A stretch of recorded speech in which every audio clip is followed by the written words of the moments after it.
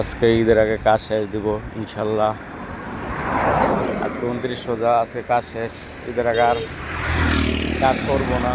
দেখেন রাস্তা দিয়ে যাওয়ার মতো পরিস্থিতি নাই, কারণ এত গাড়ি আসে কি বলবো, বলার মতো ভাষা নাই।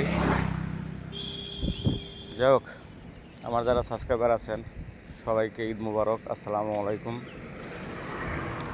আজকে ভিডিওটি বেশি লম্বা করব না। আজকে একটু ঘর থেকে আগে বের হয়েছি। এখন মনে হয় কয়টা বাজে, 6টা 5-6 এরকম বাজে।